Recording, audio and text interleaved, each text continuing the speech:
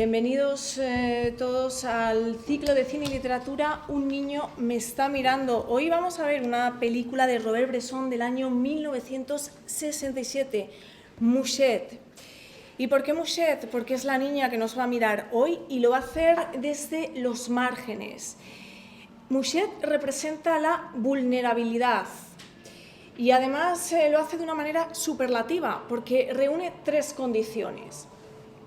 Es una menor, es una mujer, es una niña y además proviene de una clase muy desfavorecida, una clase muy humilde, muy pobre. Tres condicionantes que desde luego van a potenciar esa vulnerabilidad de Mouchette y que también vamos a ver y vamos a tratar luego en la charla, que son características que acompañan a las protagonistas de los libros de los que vamos a hablar y de las películas sobre las que también pretendemos charlar.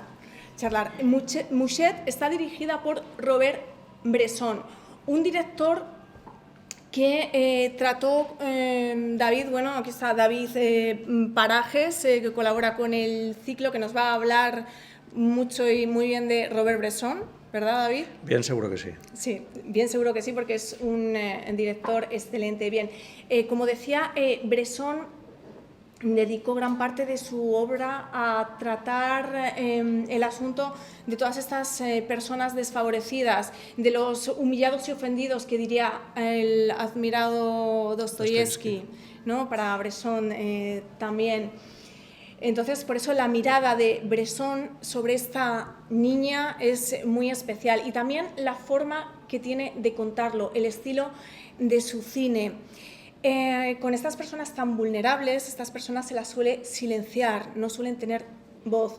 El cine de Bresson carece, no es que carezca, pero tiene pocos diálogos, tiene pocas palabras, porque su cine se basa en la narración de a través de las acciones. Él, ¿verdad?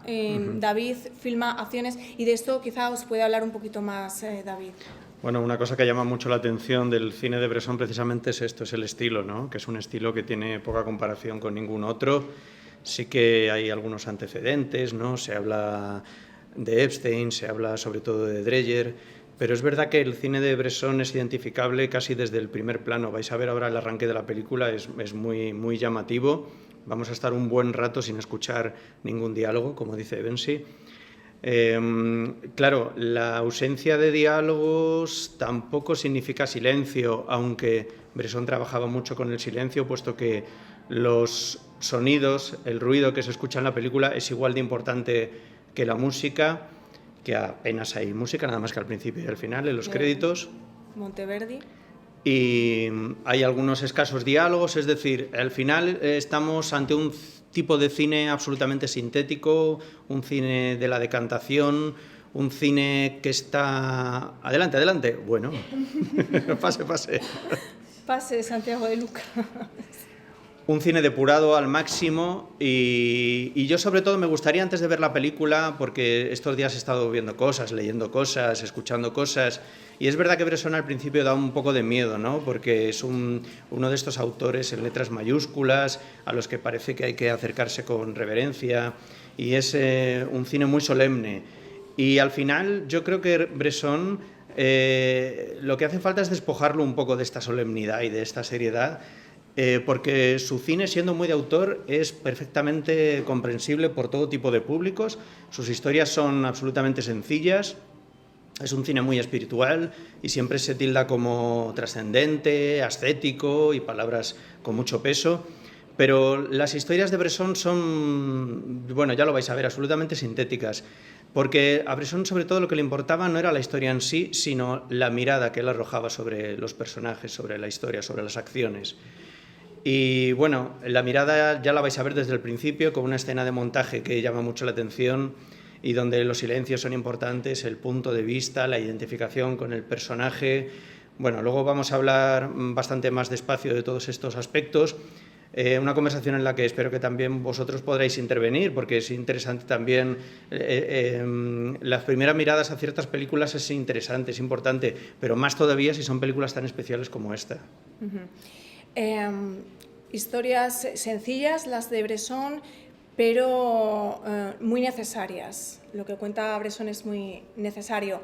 Hoy nos mira una niña, lo hace desde la marginalidad más absoluta, desde un abismo donde reina el silencio, el suyo propio, que está entre el orgullo y la incomprensión, y también el silencio de los demás, que le infringen los demás, ¿no? Que raya es maltrato puro e indiferencia. Vamos a ver Mouchet. Nos quedamos sobrecogidos con este final, pero me gustaría, empezando a hablar, David, del principio, que tú comenzabas con la presentación diciendo que nos fijáramos en el principio porque era algo atípico, ¿verdad? El principio de Mouchet. Vamos a verlo aquí, ¿no? Bueno, en realidad es un estilo, como decíamos al principio, un lenguaje, ¿no? Que se va repitiendo a lo largo del resto de la película con este juego de planos, de escalas, de duración, de ángulos de cámara, todo muy a la altura de los personajes, donde el montaje cobra especial importancia, ¿no? Bresson tenía obsesión. Para él el cine, bueno, no le gustaba decir cine, él decía cinematógrafo porque quería distinguir un poco el cinematógrafo, que es lo que él hacía, del cine habitual, que era ese cine un poco que él identificaba más con Hollywood, más comercial, más convencional, ¿no? Más de la época, y lo suyo era algo que aspiraba a más mediante menos, ¿no? Que es un poco la cualidad de su estilo. Y el montaje es fundamental. Seguro que os ha llamado la atención porque la película tiene un tempo, ¿no? Un tiempo, una cadencia entre los planos bastante particular. Lo que mucha gente llamaría cine lento, ¿no? Ahora está un poco de moda el concepto este de slow cinema, ¿no? Pues Bresson ya estaba aquí muy convencido de todo esto. Que es una película muy corta, como habéis visto, dura 1h20 o así, sí, ¿no? Más o menos. Claro, y estamos hablando del año, esta película es del año 1967, cuando ya Hollywood estaba haciendo otras cosas, que nada tenía que ver con esto, en el año 67. Todo el mundo estaba haciendo otras cosas, porque incluso el propio Bresson, que tuvo su eclosión en los años fuertes de la Nouvelle Vague, pero él tampoco participó de este movimiento, ¿no? Digamos que Bresson estaba al margen de todo, él era su propio género, su propio estilo, su propio cine, y por eso es tan identificable y ha dejado una escuela además tan marcada, porque es fácil todavía adivinar la huella de su cine en cineastas actuales como pueden ser Kaurismäki o Haneke, por ejemplo, ¿no? Sí. Esta escena del principio es muy significativa porque con ella Bresson nos dice mucho. Hemos hablado también al principio un poco de cómo utiliza el sonido Bresson en sus películas. Os habréis fijado que apenas hay diálogos, apenas hay palabras, son todo acciones, casi todo acciones. Él no suele utilizar la música que en cine se llama extradiegética, que es la que se utiliza en montaje para apoyar las acciones, la narración, pero viene de fuera, no está incorporada a lo que está pasando dentro de la acción, ¿no? Esa se llama diegética, si no me equivoco, ¿no? Claro. Bueno, aquí hay un momento, sí, por ejemplo, cuando en la feria escuchamos música, claro, pero es la propia música de la feria. La música de la feria. Pero sí que quería señalaros que aquí al principio, y me parece además muy, muy simbólico y muy significativo, aquí utiliza esa música extradiegética que es el Magnificat de Monteverdi. Y esa música, ¿qué significa? Bueno, el Magnificat es una oración católica que viene del Evangelio de San Lucas y es una plegaria de la Virgen dando gracias, una alabanza de la Virgen dando gracias por el niño que lleva en su vientre, que es hijo de Dios. El Magnífica es la alabanza cuando va ella a ver a su prima Isabel y le comunica que, bueno, está embarazada. Bien, y aquí vemos esta imagen de la madre de Mouchet, que nos parece una mater dolorosa, una virgen dolorosa, ¿no? Bresson era un autor católico y se ve en toda su obra, ¿no? En todas sus películas.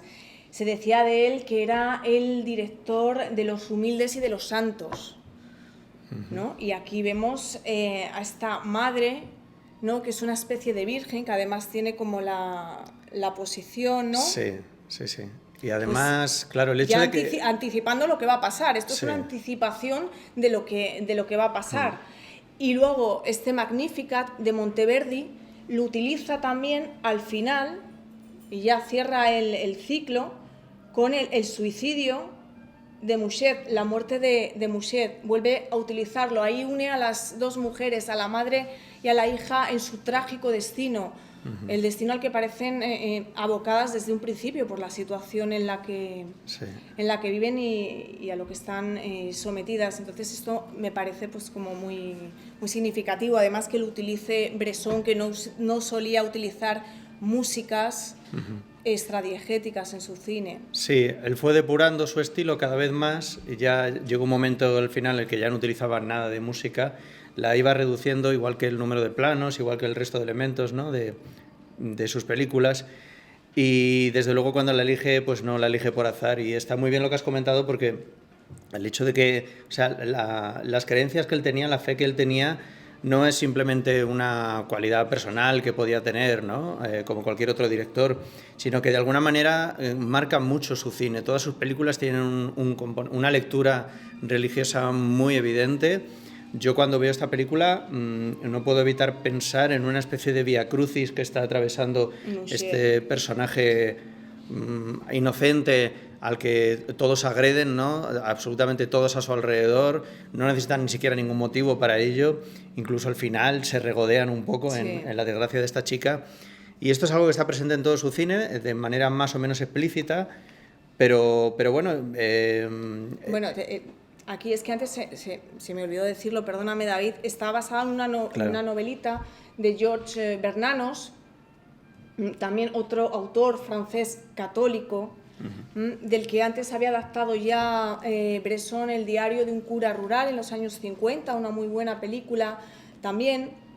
Y esta película la rueda a Bresson porque se lo piden los herederos de Bernanos. Bernanos ya había muerto y le piden que por favor ruede, que sea él el que ruede Mouchet. Nadie mejor que Bresson para captar el espíritu de estos seres, como decíamos al principio, vulnerables, abusados, marginales, silenciados. Sí, y la película es una película dura, desde luego, ya lo hemos visto, ¿no? Es a veces en muchos momentos sobrecogedora.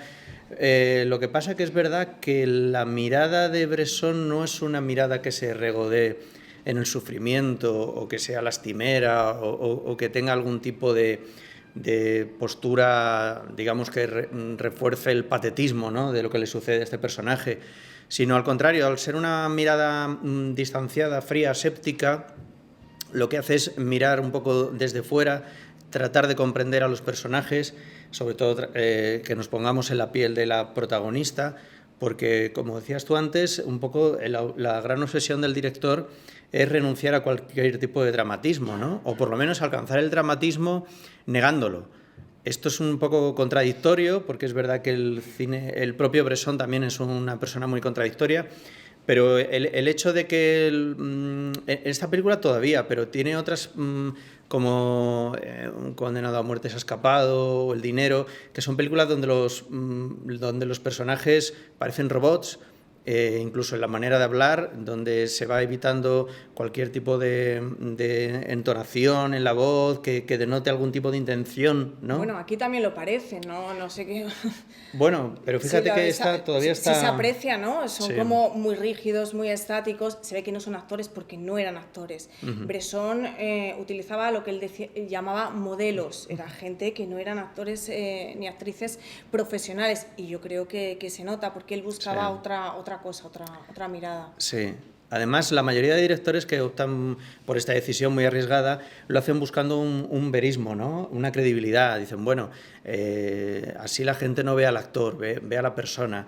Sin embargo, Bresson lo hacía un poco por otros motivos también muy particulares, y es que el renunciar a los actores le permitía acercarse a ese concepto que decíamos antes del cinematógrafo, donde él, al contrario, él lo que quería era hacer un cine poético, alejado de la realidad, con un lenguaje propio, donde no se viera que los actores interpretan, por muy buenos que fueran, donde él no quería sorprender al público ni por la interpretación de un gran actor, ni por una maravillosa música, ni por una preciosa fotografía, ni por nada que tuviera que ver con la belleza, sino de alguna manera que fuera el propio cine. En Bresson el lenguaje lo es todo. Cuando digo el lenguaje me refiero a la planificación, claro, a la relación entre las imágenes y los sonidos. Eso lo es todo, ¿no? Entonces eso por sí mismo tenía que bastar para seducir al público, ¿no? y para transmitirle cosas. Me gustaría también señalar, porque aquí juegan mucho las anticipaciones. Funcionan muy bien. Bresson decía que la idea más importante tiene que ser la que está más escondida, aunque aquí me parece que está todo bastante evidente desde el principio lo que va a pasar, porque el juego de las anticipaciones juega muy bien en esta película. Por ejemplo, tenemos aquí la caza, la analogía que hace con la caza al principio, ¿no? Es una de las primeras secuencias, bueno, de hecho la primera secuencia que vemos después de la presentación de la madre, son los dos hombres midiéndose. Nos están mostrando ahí, están bueno, con la trampa, el lazo para la perdiz es Mouchet, claramente, ¿no? Son todas las víctimas de estos seres que no tienen ningún miramiento ni consideración. Igual que el conejo del final, ¿no? Claro, y el final, claro, al final, ¿qué ocurre con aquella liebre? Pues además Mouchet, y nos lo muestra muy claramente Bresson, está mirando directamente cuál es su destino. Esto es el final, con la liebre, ahí ya Mouchet, si le quedaba alguna duda, ahí ya la despeja totalmente. Y hay una simbología evidente en estos casos, ¿no? Y es lo que tú comentabas. Esto es lo que le da, digamos, profundidad a la película de una manera bastante sencilla y bastante básica, podremos incluso considerar. Pero bueno, al final un poco su teoría en cuanto al cinematógrafo también es esa, es llegar a la profundidad, pero acotando mucho los términos, ¿no? Que es una filosofía también un poco zen. Luego me gustaría también destacar lo que significa la naturaleza y el entorno para todas estas historias, ¿no? Sobre todo cuando hablamos de niñas y mujeres vulnerables. Bueno, ya en los cuentos lo tenemos, ¿no? Desde Caperucita Roja y el lobo, ¿no? Y es algo que está ahí en nuestro imaginario popular occidental, ¿no? El peligro de los bosques para las niñas. Lo vemos aquí en Mouchet, las escenas más tremendas pasan en el bosque. Sin embargo, es curioso que es el escenario que ella elige para desplazarse, al contrario que las demás niñas que van por la carretera, ¿no? Para volver a casa. Ella elige siempre atravesar el bosque, y porque también es un poco un elemento natural, ¿no? Donde se siente más cómoda. Porque pasa con estos personajes bueno, en este folleto os hacemos unas recomendaciones de lecturas que tienen que ver un poco con esta historia. No me deja reproducirlo del bosque. Bueno, todas las protagonistas de estas historias, pues desde Jane Eyre hasta, no sé, Tess de los D'Urberville, de Thomas Hardy, ¿no? Marianela, de Benito Pérez Galdós, bueno, todas ellas, hay más títulos sugeridos, tienen una relación especial con la naturaleza, con el entorno, y es porque al final están aisladas totalmente, ¿no? Están ignoradas por los demás, tienen que relacionarse con los elementos, por así decirlo, y se protegen también, se mimetizan con ellos. Los vemos en todas estas historias, ¿no? En las que suelen aparecer las tempestades, ellas en relación con las plantas, con los animales, ¿no? Lo que significa la llegada de la noche también. Lo que significa la llegada de la noche. No, la verdad es que la película en este sentido es muy atmosférica porque tenemos todo el rato la sensación de estar en los lugares donde sucede la acción. A mí la escena larguísima de la noche me parece fascinante y casi hipnótica, ¿no? Porque realmente como espectador no sabes muy bien dónde te está llevando el director, ¿no? Vemos que los personajes tienen todos una actitud bastante extraña, que podemos justificar unos por el alcohol, otros por la sensación de miedo, la incertidumbre, y eso desde luego nos llega a nosotros, llegamos a sentirlo también, hasta llegar al final, que bueno, aunque como decía Bensi, se está anticipando de alguna manera a lo largo de la película, pero es verdad que es una película que te sorprende porque nunca sabes hacia dónde va a tirar la historia.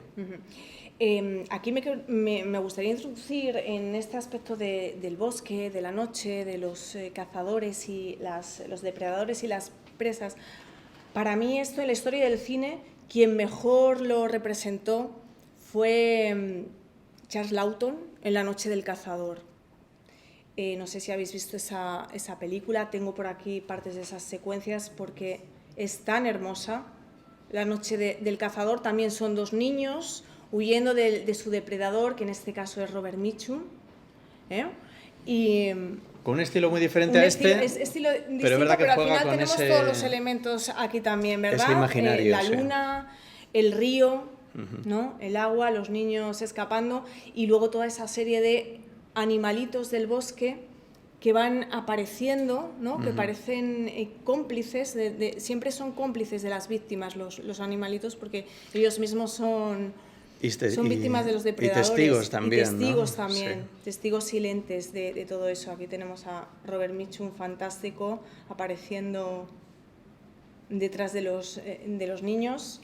Yo creo que en este sentido, en el cine, para mí esto es lo mejor que se ha rodado sobre una caza, sobre un depredador y víctimas, La noche del cazador, de Charles Laughton.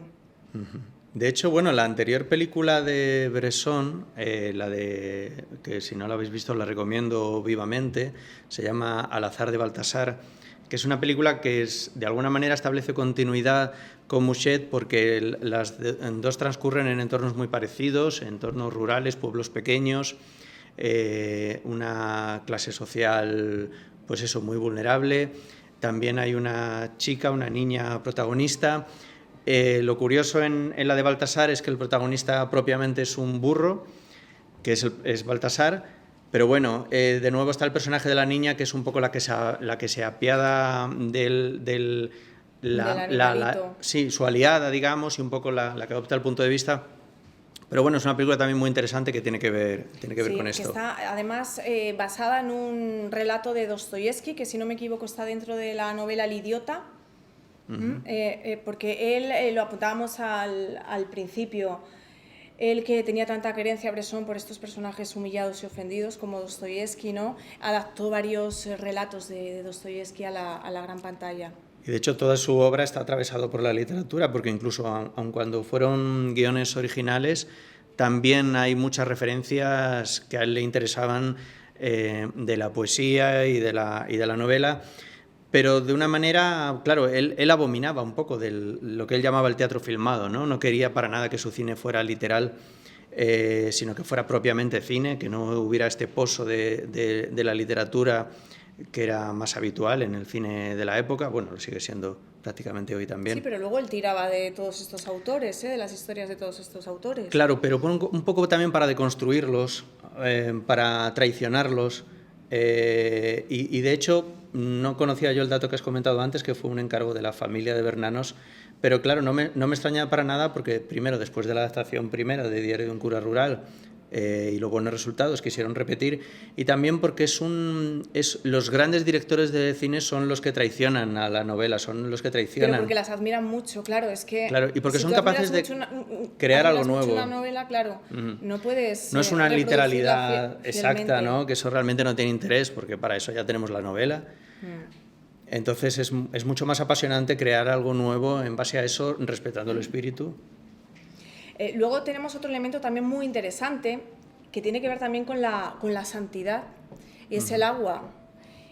Mouchet elige un río para suicidarse. Es algo que el agua está muy asociada en Occidente a la feminidad, también a la santidad, ¿no? El agua que da vida, el agua que purifica. Entonces no es casualidad que Mouchet, ya lo he perdido, que Mouchet elija el agua.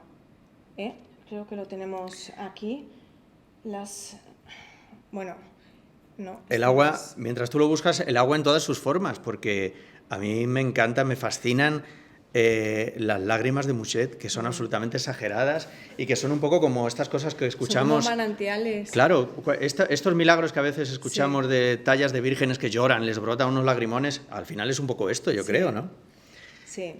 El tema de las mujeres y el agua me parece muy interesante. Lo tenemos ya en la mitología, ¿no? Las ninfas en los ríos.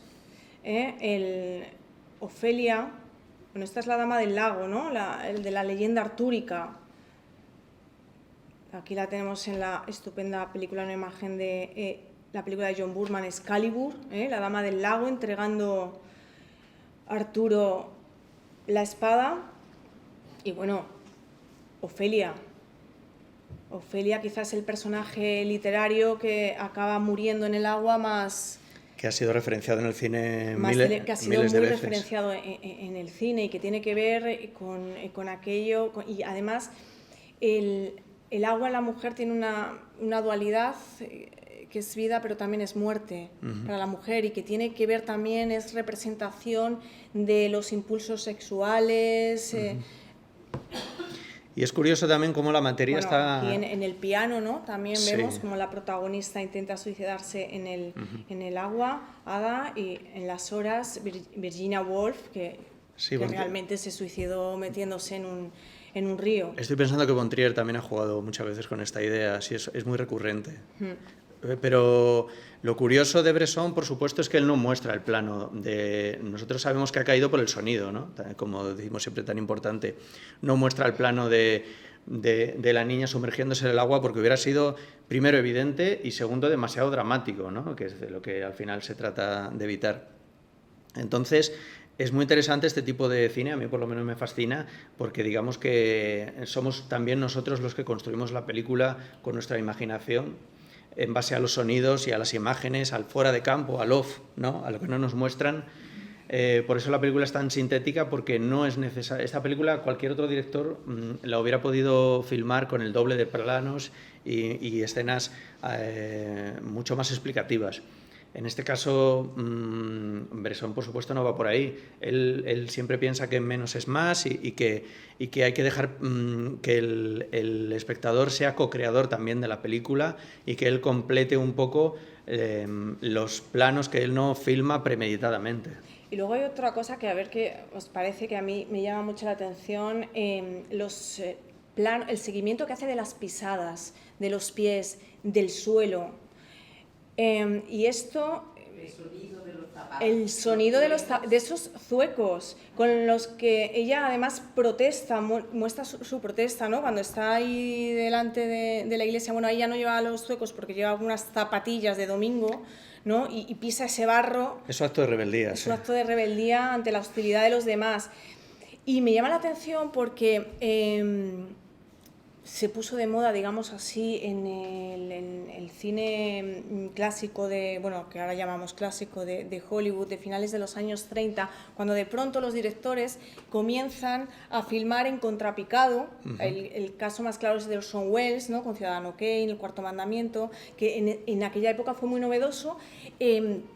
Filmaban desde abajo, entonces se veían los techos, que antes nunca se habían visto porque además solían grabar en estudio, estaba todo lleno de focos y demás, pero Orson Welles fue uno de los primeros que empieza a grabar los techos contrapicados, ¿no? Y esto está en contraposición con lo que, por ejemplo, hace Bresson, que sigue mucho el suelo, ¿no? Son planos que se dirigen mucho hacia el suelo y que también nos quieren decir que él está pisando tierra, que sus historias no son grandilocuentes, claro, que él pisa el barro. Bueno, y lo que comentabas tú antes, también la importancia del gesto, de las acciones, ¿no? Y de los detalles, ¿no? Pocos directores como Bresson han utilizado tanto y tan bien lo que ahora se ha puesto de moda llamarlo close-ups, pero bueno, los planos de detalle de toda la vida, ¿no? Planos cerrados, porque es verdad que hay muchos pies, pero también hay muchas manos. Sí. Si os gustan los planos de manos, os recomiendo que veáis Pickpocket, una de las grandes obras maestras también de Bresson. También basada en un relato de Dostoyevsky, por cierto, El carterista. Esta importancia en los detalles, ¿no? En las acciones, que podemos considerar cotidianas, como servir el café, ¿no? De estas maneras tan particulares, o preparar un biberón, o abrir y cerrar una puerta, o caminar, o chapotear, en fin, son un montón de elementos que están definiendo claramente al personaje, que no están puestos al azar, que tienen que ver con lo cotidiano, pero que, claro, en ese tamaño tan grande de plano, pues adquieren importancia y es una manera del director señalarnos en qué nos tenemos que fijar. Claro, y esos planos que hace que muestran pues como del pecho para...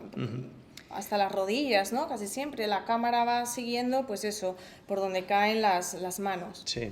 Pero fíjate que incluso, bueno, los planos de los pies, del caminar, de las pisadas, ¿no? Pero en general, casi la angulación típica de Bresson es la de a la altura de los ojos, ¿no? Que por eso siempre se le emparenta mucho también con el cine de Ozu. Aparte de por la trascendencia, ¿no? Hay un libro por ahí muy famoso de Paul Schrader sobre el cine trascendental que está basado precisamente en Ozu, en Dreyer y en Bresson.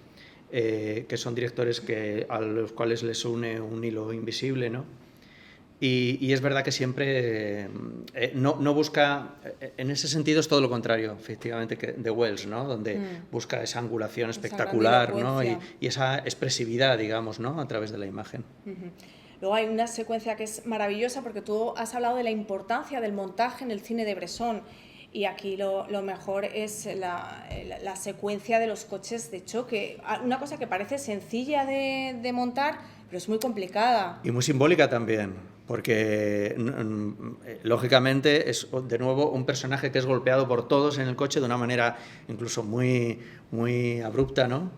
Pero es el único momento de felicidad que vemos a la niña, ¿eh? Sí. Es el único que parece que hay un ápice de una esperanza de algo. Pues tiene el juego de una niña de 14 años, de una chiquilla, pues bueno, que hace contacto visual con un chico que se gustan. Pero no deja de ser una escena un poco violenta, pero yo creo que es cómo está filmada, porque son planos muy cortos. Pero te da un poco te da un pelín es de un respiro, sí. Sobre todo por la música. Claro, luego ya viene el padre y ya pues acaba por estropearlo todo, pero el montaje es... Lo que relaja la escena es la música, yo creo, claro. Si esta escena la viéramos sin la música y solamente con los golpes de los coches, sería una escena muy violenta y muy agresiva. Pero bueno, hay dos, seguro que os habéis fijado, hay dos momentos sonoros muy importantes en esta película. Momentos o elementos, digamos, más bien. Uno es el incesante ruido del tráfico de los coches, que siempre cuando estamos dentro de la casa de Musset todo el rato se están escuchando coches que pasan. Y las luces. Claro, que está una casa pegada a la carretera. Vive en los márgenes, pero literalmente, vive a las afueras. Claro, ¿no? Pero es un elemento sonoro, es un ruido, un sonido puesto ahí para crear incomodidad. Bueno, es que ella vive muy incómodamente, claro. Claro. Pero ¿cómo transmitirlo? Con el sonido es la manera perfecta, ¿no? Y al final también un sonido que crea mucho desasosiego y que añade mucho dramatismo es el tema de las campanas, ¿no?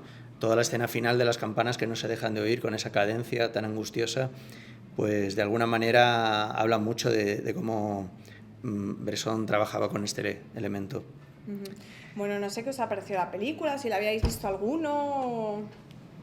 Yo creo que ya es momento, efectivamente, estoy viendo el reloj y digo, bueno, estaría bien tener ahora unos minutos de intercambio de ideas, de opiniones, de conversación, de cualquier cosa que os apetezca compartir. Que yo sé que después de ver una película es un poco complicado porque estás así un poco todavía, ¿no?, con la película digiriéndola, pero bueno, si queréis compartir cualquier cosa o tenéis preguntas o no sé. A mí me cabe una duda. No sé qué edad tendría la niña. En la película, o sea, la actriz, modelo, como diría Bresson, tenía 18 años. pero representaba a una niña de 14. Pasó una cosa durante el rodaje, es que vino la inspección para asegurarse de que realmente tenía 18 años, porque en esa época se tenían que asegurar de que bueno, no había faltado al colegio, no era menor y demás. Y entonces, pues bueno, ya enseñaron los papeles y sí tenía 18 años, pero es verdad que aparenta mucho menos. Y bueno, y además ella parece que se ha construido una coraza, un caparazón para protegerse de tanta hostilidad, ¿no? Pero también desde la... Muestra cierto orgullo, pero es por eso, porque estos personajes al final se refugian en... Pero es un ser, y yo lo veo como un animalillo, es un ser absolutamente inocente, que tiene su rebeldía consiste en chapotear en el barro y poco más, ¿Qué va a hacer? O en decir a la otra que es una vieja apestosa, o en fin, cosas que tampoco... Pero realmente, en realidad, claro, la pobre no ha salido de este pueblo, se relaciona con las personas de una manera... Es que atención a la maestra. A mí me encanta la escena, me gusta mucho... digo, pero bueno, fíjate qué ingenuidad, como todos los días sale, se esconde siempre en el mismo sitio, todo el mundo sale del colegio, digo, todo el mundo sabe que está ahí, pero ella piensa que está escondida para tirar tierra a las otras que saben perfectamente que es ella.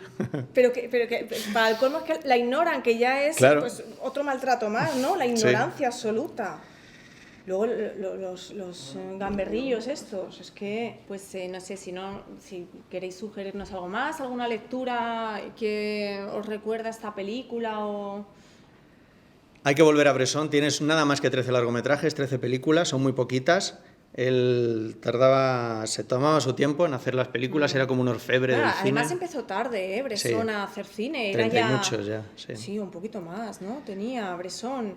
Él se dedicó a otros menesteres. Antes era pintor. Sus primeras vocaciones fueron la pintura y la fotografía, y eso se nota mucho en su cine, porque él nunca se consideró un director de cine típico, y sus referencias eran sobre todo más provenientes del arte, sobre todo de la pintura y más todavía de la música. Y eso se nota, ¿no? Lo que estábamos comentando, en la cadencia, en el montaje, en el tempo. Son cosas que, sobre todo si sabéis de música, vais a apreciar inmediatamente al ver el cine de Bresson. Nada, un placer y nos vemos si queréis el mes que viene. Gracias. Vosotros. Gracias.